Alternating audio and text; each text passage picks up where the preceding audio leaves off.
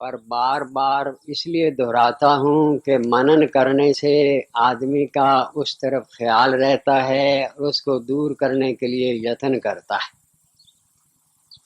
सबसे पहले तो आदमी को अपनी बुराइयों की तरफ ख्याल करना चाहिए। ये बड़ी भारी बात है, क्योंकि जब मनुष्य ये कहता है कि मेरे में तो ये बुराई है ही नहीं, तो वो दूर कैसे करेगा।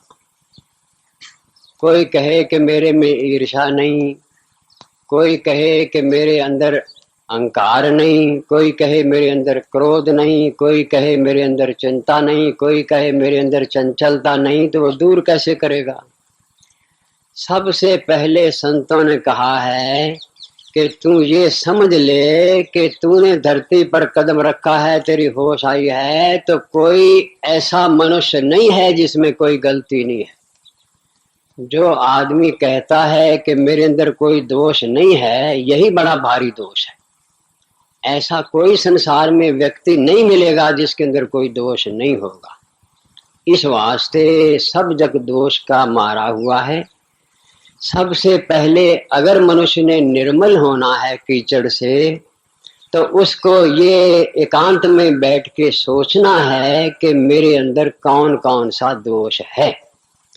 उस दोष को देखने पर उसको दूर करने के लिए यत्न करे तो वो दूर होता है।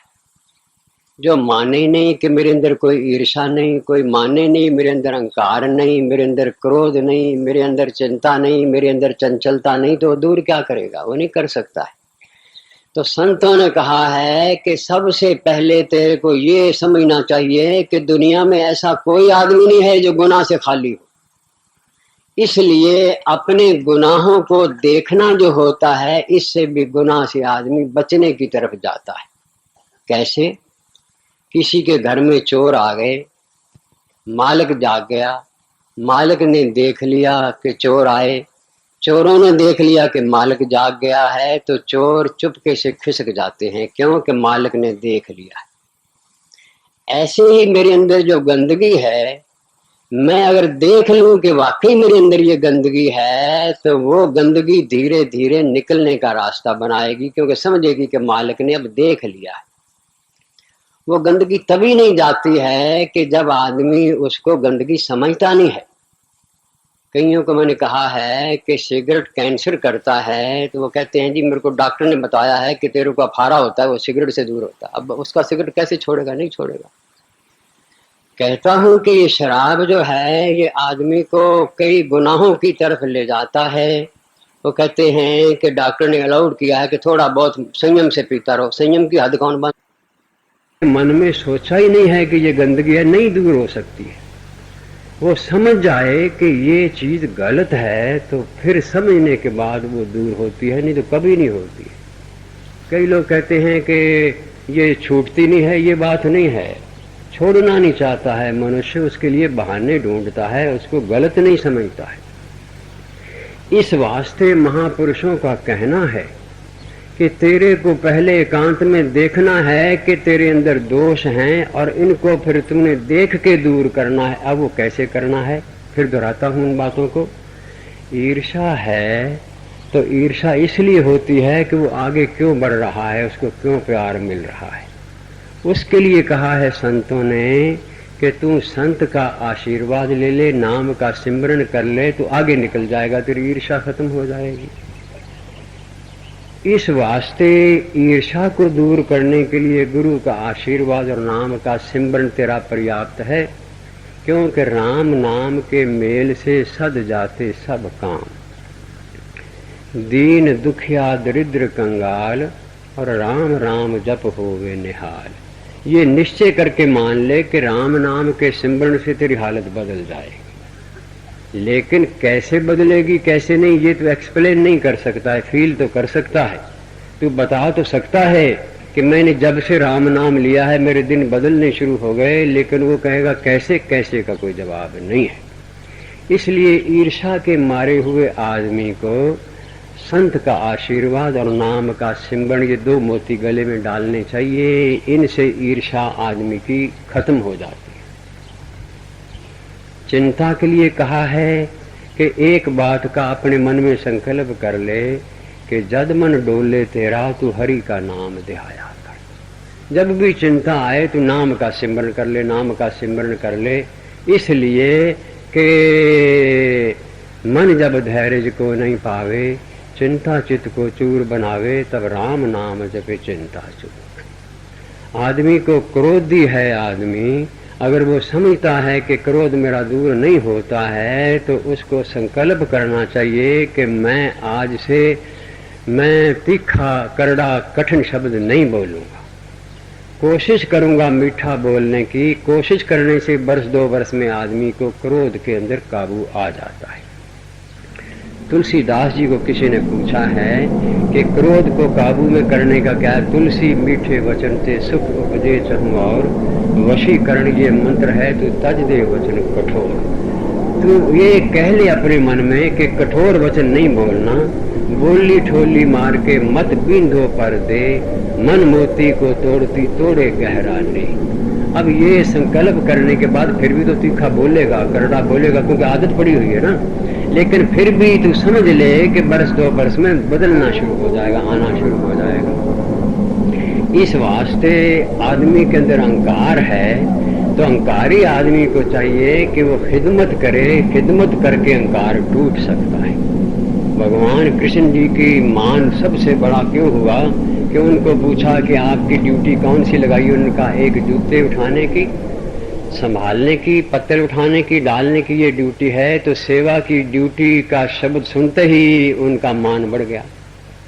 इसलिए महाराज ने कहा है और संतों ने कहा है कि तू अगर अहंकारी है तो मान को मारिए, मान दे।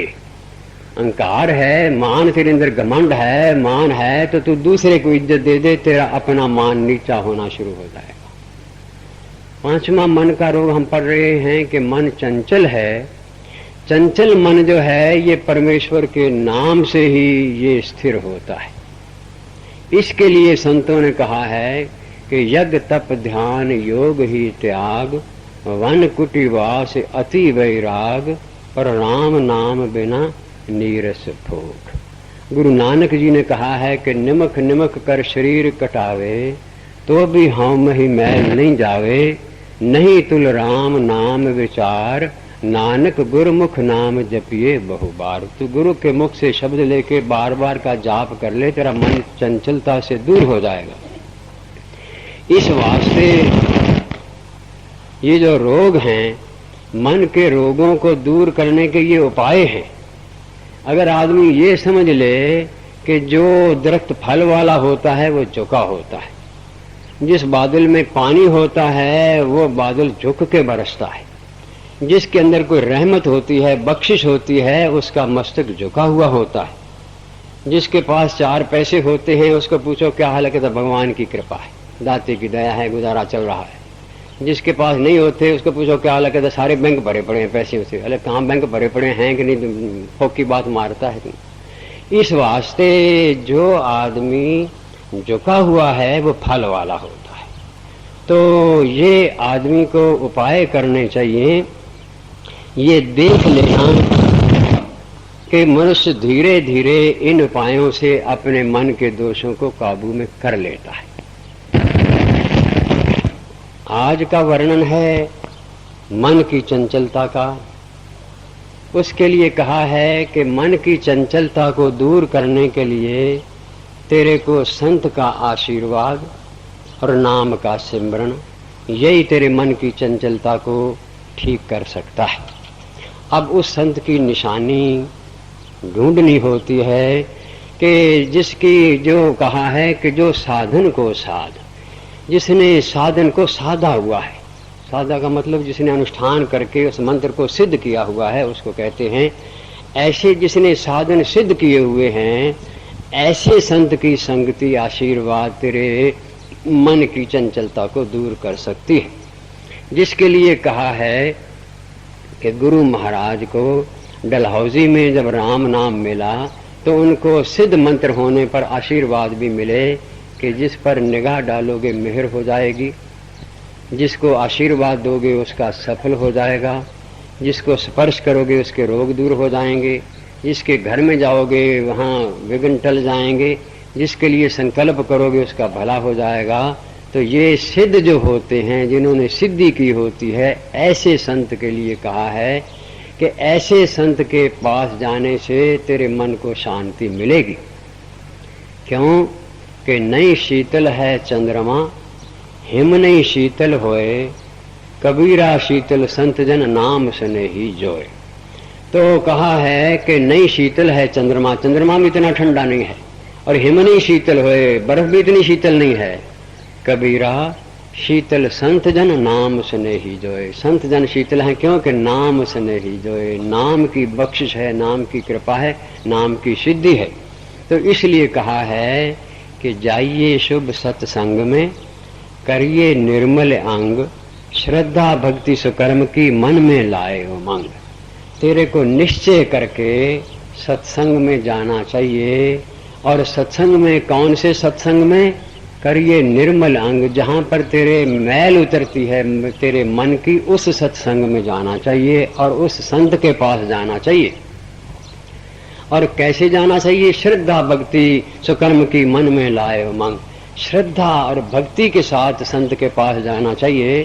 संत मिलन जब जाइए, छड माया या अभिमान, जो जो पग धरनी पड़े फल हो यज्ञ समान।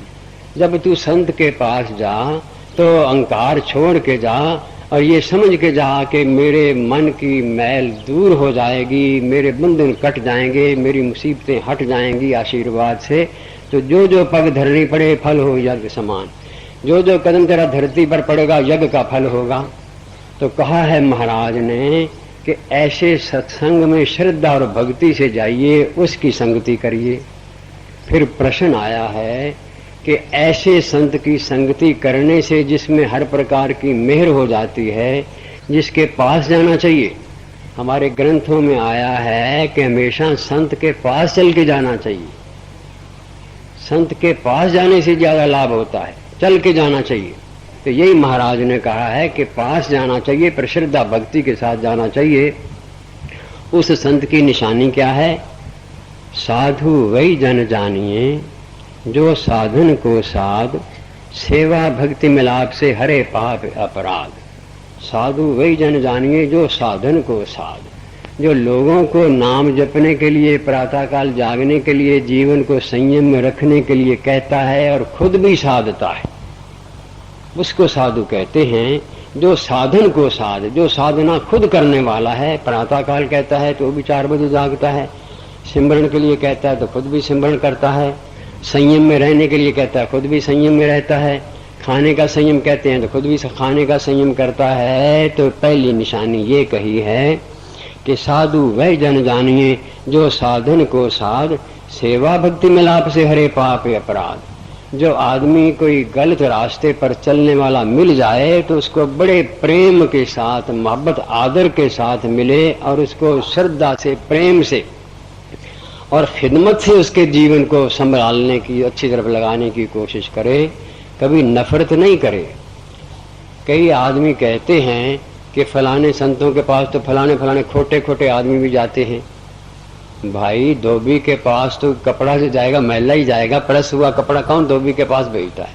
कोई आदमी कपड़ा धोले प्रेस कर दे, वो धोबी के पास क्यों जाएगा? धोबी के पास तो मैला ही कपड़ा जाएगा। इसलिए संतों के पास तो कोई मैला जीवन वाला ही जाएगा। लेकिन संत की निशानी ये है कि सेवा भक्ति मिलाप से हरे पाप अपराध। एक सेवा से, भक्ति मैंने मिठास और नम्रता से, उसके मिलाप से, प्यार से, उसको बच्चा समझ के, उसका माँ बाप बन के हरे पाप अपराध, उसके पापों को दूर करने वाला हो। ये 5 निशानियां संत की कही हैं, जिनके पास जाके आदमी की मन की चंचलता दूर होती है। फिर कहा है कि जो जन कीर्तन कर्म में, भजन जाप कर ध्यान, रत रहते उपकार में साधु संत पहचान। जो आदमी अपने जीवन में चाहे भोजन मिले नहीं मिले, सिमरन जरूर करता है, और जो आदमी भजन ध्यान में रत रहता है, और जिसने अपना जीवन परोपकारी बनाया है, जिसने अपनी जिंदगी में ये निश्चय कर लिया है कि मैंने अपने जीवन को दूसरे के जीवन को उठाने के लिए लगा देना है, राम नाम से नेह पले तो पालिए, और सेवा में ये देह गले तो गालिए। जिसने ये अपने मन में निश्चय कर लिया कि मेरा अगर ये शरीर भी लग जाए उसकी खिदमत में और उसका जीवन अच्छा होता हो तो मेरे को लगा देना चाहिए, क्योंकि सत्संग के अंदर जो मैंने बख्शिश पाई है, कृपा पाई है, उसके लिए अगर मेरा जीवन भी लग जाए तो कोई हर्ज नहीं है।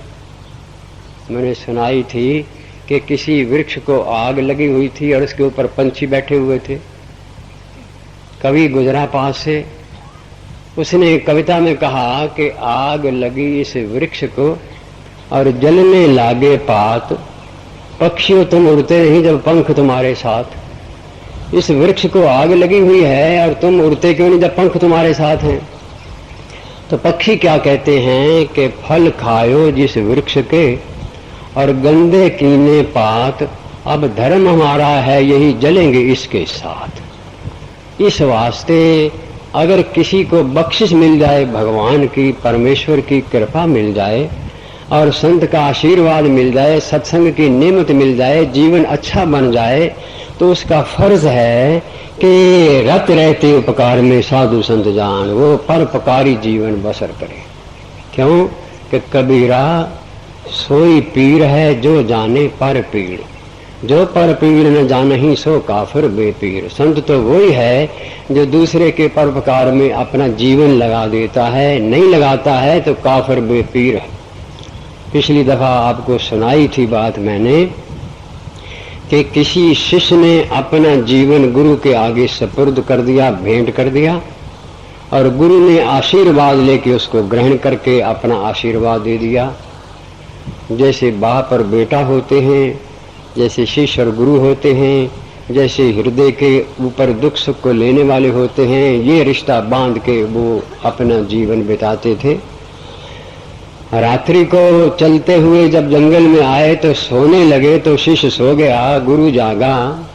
क्योंकि प्रभात वेले में संत जागते हैं, इसलिए जागते हैं कि प्रभात वेले में जाग के जो महापुरुष हैं वो जागते हैं, वो नाम का सिमरन करते हैं, उनकी वेव चलती हैं। वो शुभ वेव जो होती हैं प्रातः काल के समय में, अगर किसी का रिसीविंग सेट ठीक है तो वो कैच कर लेता। आप अपने मकान में बैठे हैं जाप करने के लिए और उधर कोई 1000 मील पर महापुरुष बैठा है भगवान से लौ लगाए हुए, तो लहर चल रही है, आपका रिसीविंग सेट ठीक है, आपको उतर गई, आपको मस्ती आ गई, तो आपने उस महापुरुष की कमाई प्रातः काल जागने पर ही ले ली मुफ्त में। इसलिए प्रातः काल संत लोग जागते हैं। प्रातः काल को संत का वेला भी कहते हैं, महापुरुषों का वेला भी कहते हैं, भगवान का वेला भी कहते हैं, अमृत वेला भी कहते हैं, गुरु का वेला भी कहते हैं, साध संगत का वेला भी कहते हैं। इसलिए कि प्रातः काल में नाम सिमरन करने से आदमी को महापुरुषों की कमाई मिलती है। तो वो तो सो गए, शिष्य जा सो गया तो गुरु जाग रहा था प्रातः काल में। क्या कहने का क्या कारण है कि तुम इतनी तेजी से और इतने गुस्से में आ रहे हो। उसने कहा कि ये जो आपके पास लेटा पड़ा है इसने पिछले जन्म में मेरे को मारा हुआ है, मैंने इसको मारना है, इसलिए आया हूं। तो उन्होंने कहा रुक जाओ। रुक गया। कहने का इसको तो नहीं मारना है। कहने का मैंने तो इसको मारना है। कहने लगा तूने इसको मारने का संकल्प किया है, मैंने इसको बचाने का वचन दिया हुआ है, इसलिए मैं तो इसको नहीं मारने दूंगा। उसने कहा चाहे कुछ भी हो जाए मैंने तो इसको मारना है। संत ने फिर आगे ये बात कही है, क्योंकि कहा है कि साधु जो है अपने प्यारे की खातिर कुर्बान हो जाए तो कोई हर्ज की बात नहीं है। उसने कहा गुरु ने कि अगर तूने काटना ही है तो इसको मत काट, क्योंकि ये अभी अपने जीवन में पर्याप्त नहीं है, साधना युक्त नहीं है। मैं तो साधना युक्त हूँ, तू मेरे को काट ले, तेरा संकल्प पूरा हो जाएगा और मैं तो अपने जीवन को मुक्त कर चुका हूँ। उसने कहा नहीं, मैंने काटना है तो इसी को काटना है। कहने का कोई तरीका ऐसा भी हो सकता है। हाँ, ये तरीका हो सकता है कि मेरा जीवन जो है कोई अपनी तपस्या दे के मेरे जीवन को बदल दे तो मैं कर सकता हूँ। तो संत ने अपनी शक्ति ट्रांसफर करके उसके जीवन को बदल के संत को बचा लिया, शिष्य को बचा लिया है। इस वास्ते ये कहा है कि साधु वह जन जानिए जो साधुन को साध, सेवा भक्ति मिलाप से हरे पाप अपराध, जो जन कीर्तन कर्म में भजन ध्यान कर जाप, रत रहते उपकार में साधु संत पहचान। जिसने परोपकार जीवन परोपकारी करने की कसम खाई हुई है उसको साधु कहते हैं। और ऐसे साधु की संगति में महाराज ने कहा है कि संतों के सत्संग में ज्ञान नैन ले अंध, जीवन भरे समीर शुभ चल कर मंद सुगंध। ये उसकी निशानी है कि धीरे धीरे प्यार से मोहब्बत से उसके अंदर मिठास से उसके जीवन को धीरे धीरे बदलता है। क्रोधी है तो क्रोध कम करना, अहंकारी है तो उसको कम करना, जो और भी किसी किस्म के दोष हैं तो धीरे धीरे प्यार मोहब्बत से माँ बाप बन के प्यार करके उसके जीवन को बदलना। और ये उसकी निशानी है। संतों के सत्संग में ज्ञान नैन ले अंध। अंधे दो किस्म के होते हैं। एक तो अंधे वो हैं जिनकी आंखें फूटी हुई होती हैं, वो अंधे होते हैं। एक वो अंधे होते हैं जिनकी आंखें तो होती हैं पर सत्संग की तरफ आंखें मूंदी हुई होते हैं, वो भी अंधे होते हैं क्योंकि उनके ज्ञान के नेत्र खुले नहीं हैं। इसलिए जिनके ज्ञान के नेत्र नहीं खुले हैं, जो आदमी ये कहता है जी क्या है, क्या सत्संग है, क्या नाम का सिमरन है। किसी ने कहा किसी महापुरुष को, तू सत्संग में क्यों नहीं जाता? महापुरुष ने पूछा। कहने लगा सत्संग में तो पखंड बहुत है। कहने लगा फिर पखंड छोड़ना है कि सत्संग छोड़ना है? कहने लगा पखंड छोड़ना है। कहने लगा तू आगे बढ़ के पखंड छोड़ के सत्संग में जाकर। उसने कहा ये बता कि सिर में फोड़ा हो जाए, सिर काटना है कि फोड़ा काटना है? कहने फोड़ा काटना है। कहने तू तो सिर काटने लग गया, तू सत्संग ही छोड़ दिया है। जब पखंडी हैं और भी हैं तो कोई बात नहीं, तू तो ठीक हो के चल आगे। इस वास्ते कहा है कि संतों के सत्संग में ज्ञान नैन ले अंध।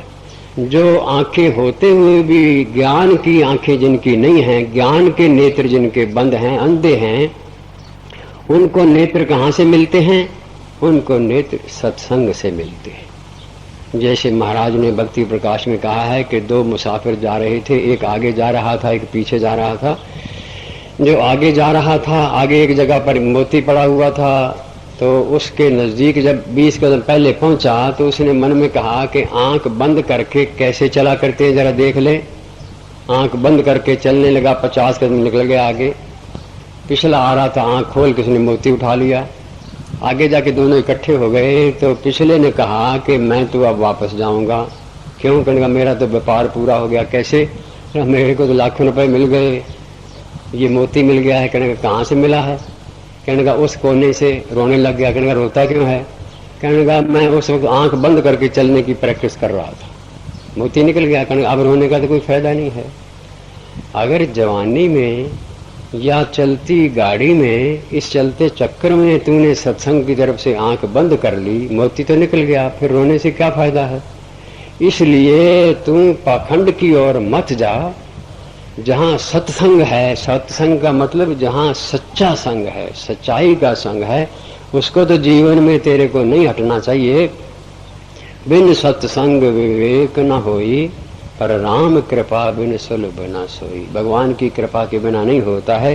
तो महाराज ने कहा है कि जैसे कोयला होता है, वो आदमी अगर कोयले जैसा भी है, कोयले जैसा मतलब जैसे कोयला हाथ लगाओ तो काला, कपड़े को लगे तो काला, मुंह को लगे तो काला, जैसे कोयले की तरह अगर किसी की जिंदगी है, निकम्मा है, खराब है, बुरी आदतों वाला है, कोई उसको पास नहीं बैठने देता है।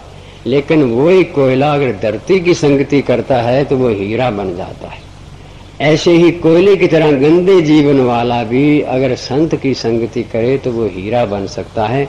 जैसे गंदा नाला गंगा में पड़ने से चरणामृत के काबिल होता है, ऐसे ही कितना भी बुरा आदमी है अगर मन में सच्ची लगन कर ले कि मैंने ऊंचा उठना है तो वो बन जाता है। महाराज ने और भी